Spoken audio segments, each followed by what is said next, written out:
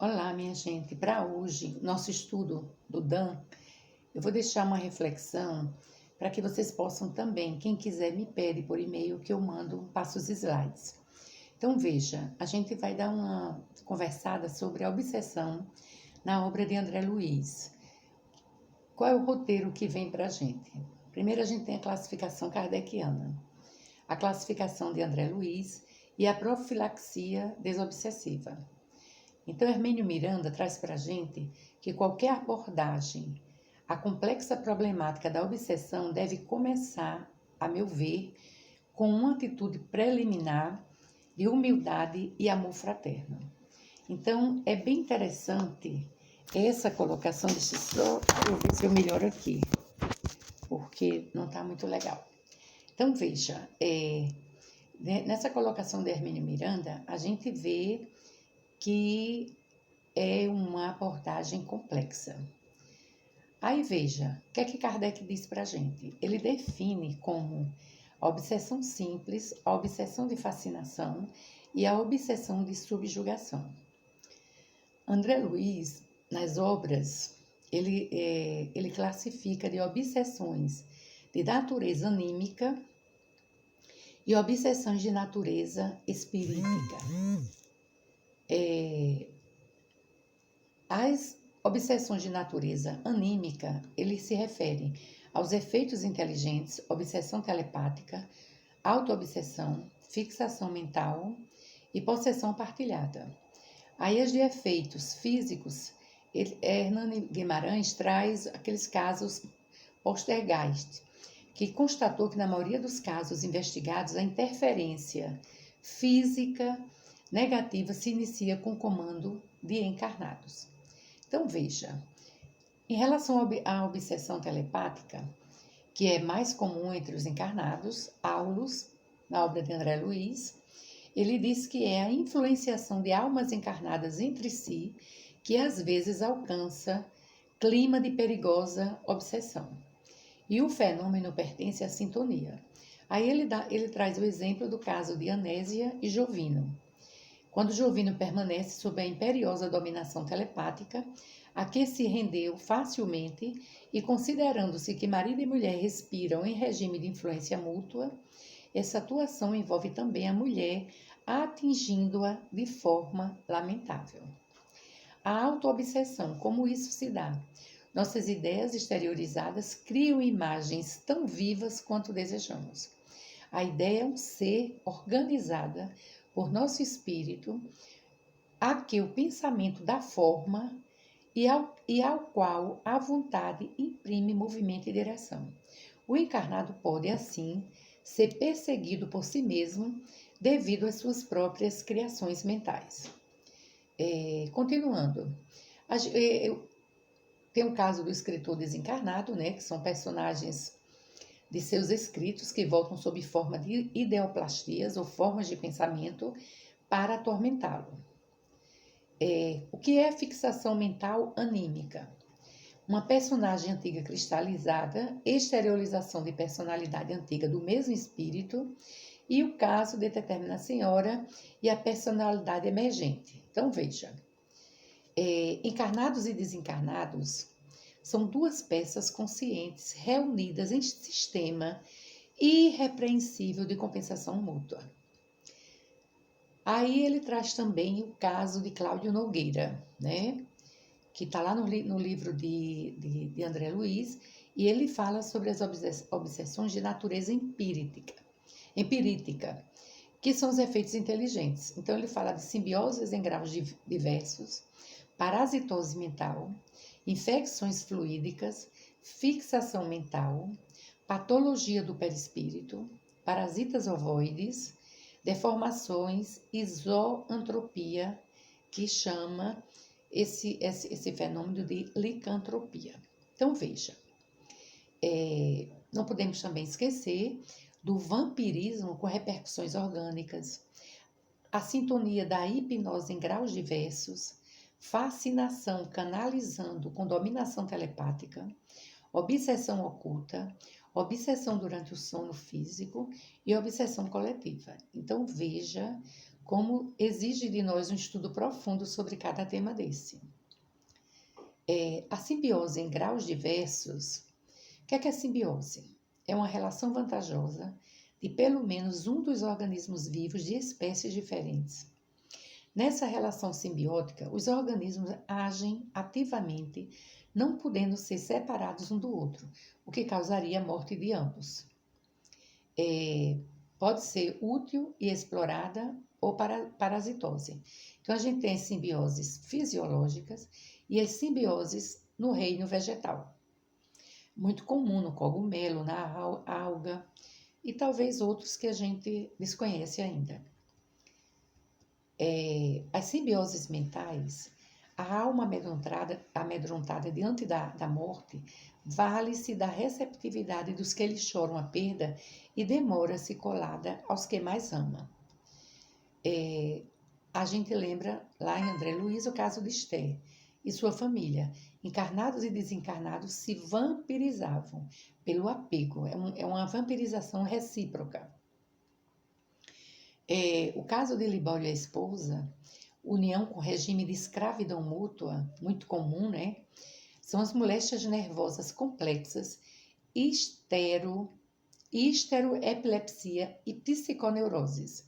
Então, veja que tudo que André Luiz traz para a gente, Joana explica como ocorre tudo isso pelos arquivos mentais, pela consciência do ser ou pela inconsciência.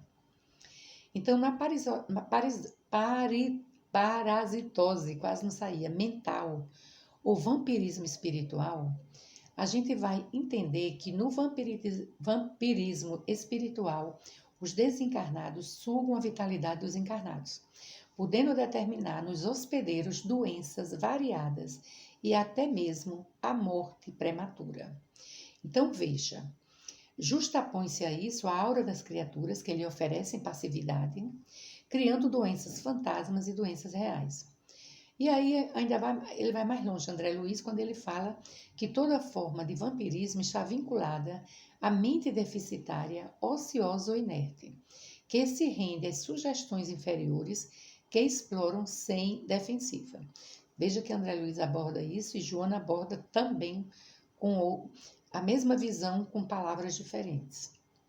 Então, na obra Entre a Terra e o Céu, a gente vai encontrar o caso de Odila e Zulmira, exclusivismo no amor.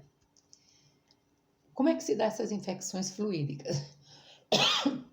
As formas mentais, monstruosas introduzidas pelos desencarnados, movidas por vingança, podem absorver como mosquitos e ácaros emanações dos encarnados que se lhe afinam. Segregam produtos dentro do quimismo próprio, derramando sobre os pontos vulneráveis das suas vítimas e assim alterando o psiquismo. Imagina como é sério isso, né? No livro Os Mensageiros, de André Luiz, a gente vai encontrar as larvas mentais dos encarnados, um estudo que ele faz brilhantemente, mostrando que essa infecção fluídica é uma via de mão dupla, ou seja, os encarnados produzem larvas mentais que são vampirizadas pelos desencarnados. Também merece um estudo mais profundo, porque nisso aí a gente vai entender, primeiro, por que os encarnados produzem essas larvas mentais. E a gente vai ver que é pelo desvio do comportamento, né? Outro ponto, se temos nuvem de bactérias produzidas pelo corpo doente, temos a nuvem de larvas mentais produzidas pela mente enferma, em identidade de circunstâncias.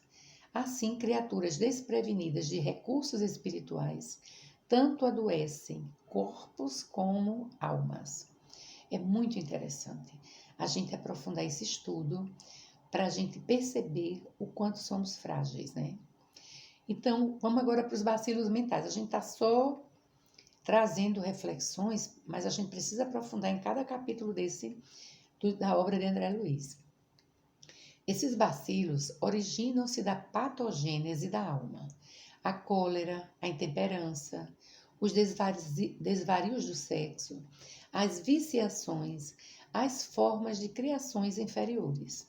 Qual é a mente que está isenta disso, né? Então ele ainda fala, portadores do vigoroso magnetismo animal, bastará ao desencarnado agarrar-se aos companheiros de ignorância, ainda encarnados, e sugar-lhe a substância vital. Temos muito que vigiar e orar, não? Por que tamanha estranheza? Nós também nos alimentamos das vísceras dos animais. Esse caso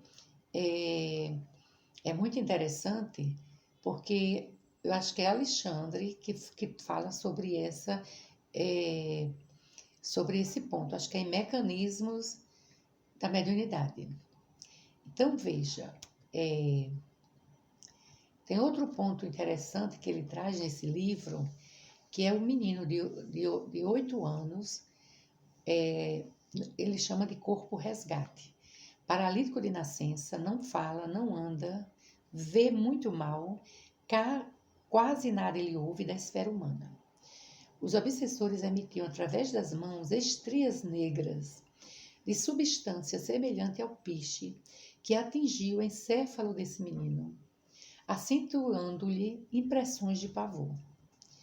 Essa fixação mental espirítica nada mais é do que as inteligências obsessoras que podem deter as vítimas em certos tipos de reencarnação. Olha que loucura, né? Então veja, nós somos muito mais controlados pelo mundo espiritual do que a gente imagina, né? Os espíritos já dizem isso. Então veja, as almas que dormem após a morte têm a mente eivada de pesadelos angustiosos e quando acordam estão quase sempre em processo de alienação. Ou por uma ideia aflitiva ou obcecante que vai corroendo a vida mental, ou levando à fixação, ou como ele coloca muito bem, a cristalização do tempo. Então, quais são as patologias do perispírito? Deformações, isoantropia, que geram fixações mentais, monodeísmos e parasitas ovoides.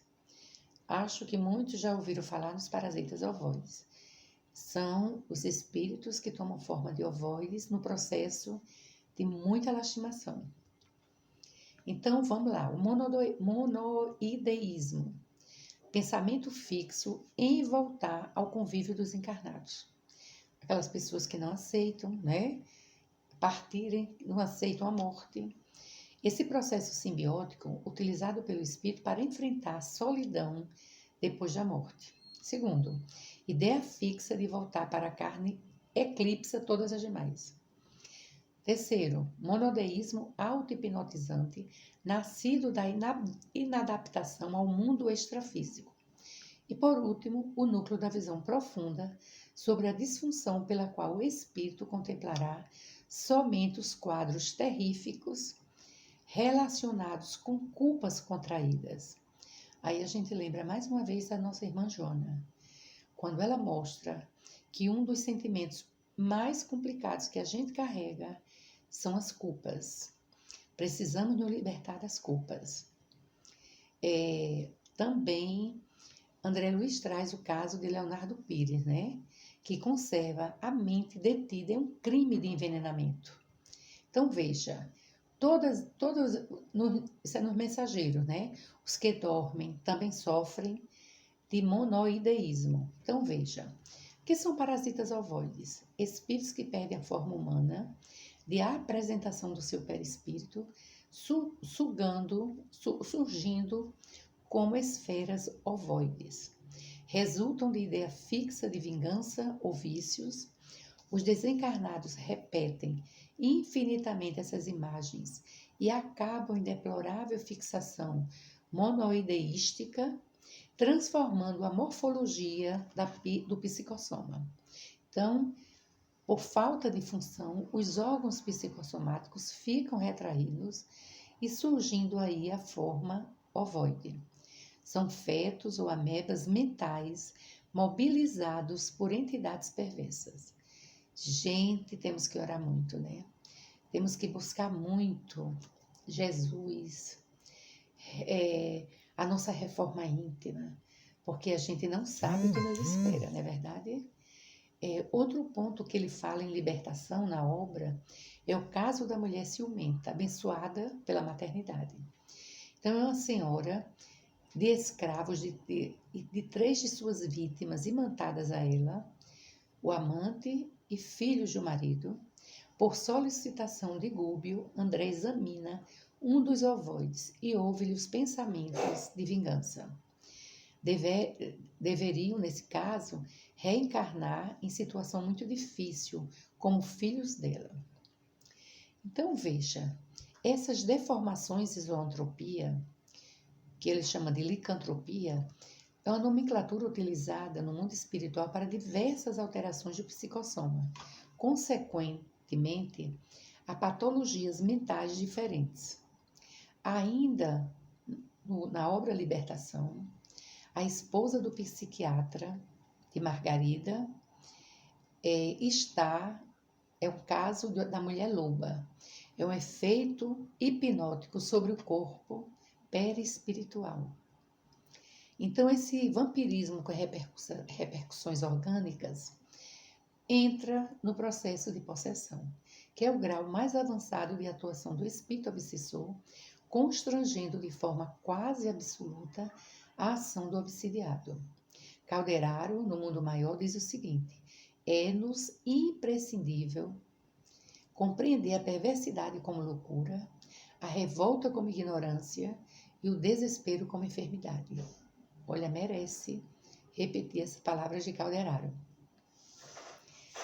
É imprescindível compreender a perversidade como loucura, a revolta como ignorância e o desespero como enfermidade.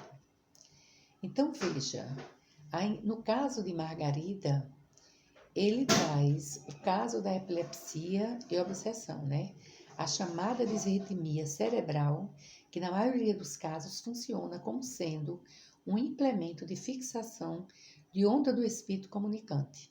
Muitas vezes a mesma disritmia cerebral está no processo obsessivo, segundo Emmanuel. Aí ele também traz vários exemplos, né?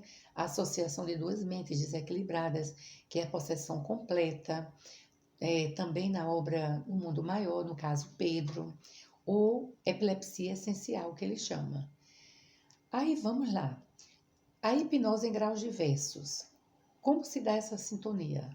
Pela fascinação, pela obsessão oculta, pela obsessão durante o sono, pela obsessão coletiva. Durante o sono, a gente lembra a importância de orar, né? E pedir que os amigos queridos nos acompanhem, porque não é fácil. Mesmo dormindo, a gente não tem, o espírito não para. Então, no Mundo Maior, ele trata também o caso de fascinação, da senhora que apresenta uma licantropia parcial, ou seja, deformante, e um outro fenômeno chamado xeneglosia. Toda obsessão tem alicerces na reciprocidade. Isso é muito interessante, porque a gente escuta muitas pessoas colocando sempre a culpa no obsessor, né? E nesse estudo, ele mostra que há reciprocidade. O caso de xenoglasia ou mediunidade poliglota, o médium e a entidade acham-se tão intensamente afinados que a passividade é quase completa. As forças do passado são trazidas ao presente. Se a enferma fosse apenas médium, sem o pretérito do que dá testemunho, a entidade não se exprimiria por ela numa expressão cultural diferente da que lhe é própria. Então veja como esse momento é muito interessante. Ele diz o seguinte: se a enferma fosse apenas médium, mas se não tivesse o pretérito para testemunhar, a entidade não conseguiria se expressar da forma que lhe é própria. Porque a mediunidade dá a abertura para que essa entidade, se a mediunidade não for trabalhada, equilibrada, domine. Mas o pior é quando tem um passado a reparar. Aí a sintonia completa, grau profundo de hipnose. de conjugação de ondas que permite a passividade absoluta e o acesso aos arquivos de vidas passadas. Gente, olha, não tem como eu não me lembrar de Joana de Ângeles, porque aqui bate no que ela coloca o tempo todo.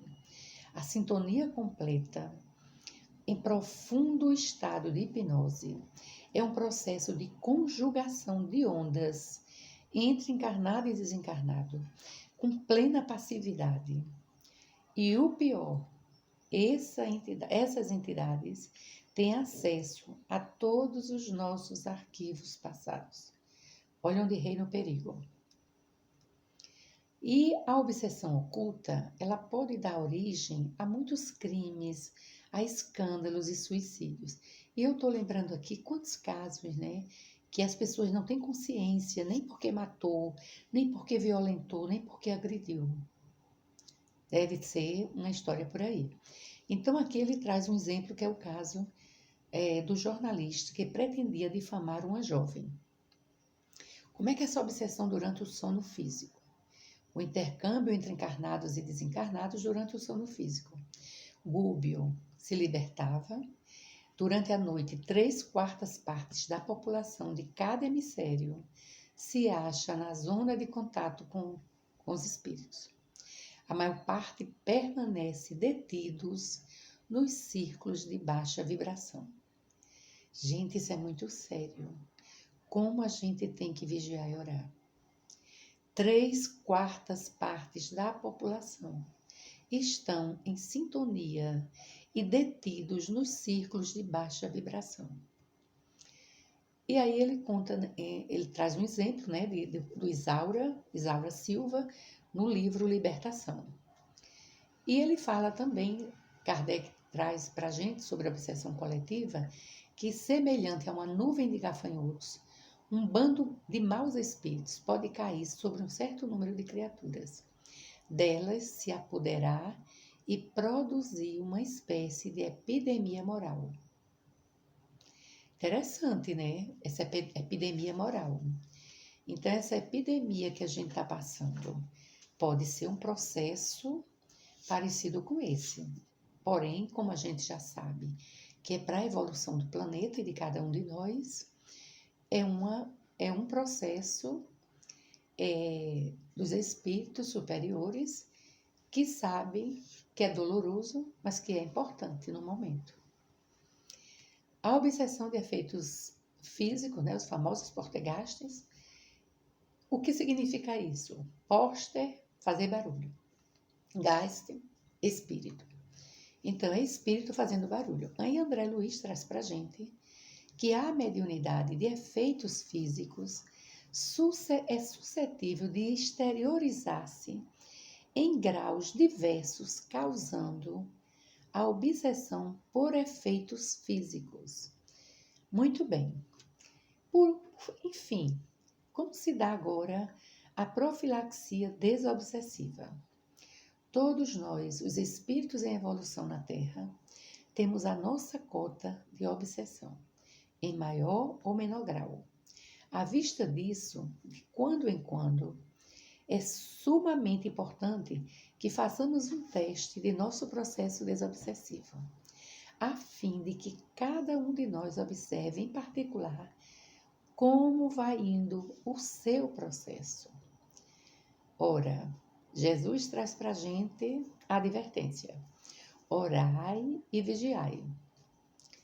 Então veja, todos esses pontos que a gente trabalhou hoje com vocês é sobre a obra A Obsessão e Suas Máscaras, de doutora Marlene Nobre. Ela faz uma pesquisa em todas as 16 obras de André Luiz e faz um estudo sobre alguns pontos que ela considera fundamental no processo de obsessão. Então, deem uma estudada e coloquem as dúvidas de vocês no grupo do Dan, que a gente vai esclarecer. Tenham todos um bom final de semana.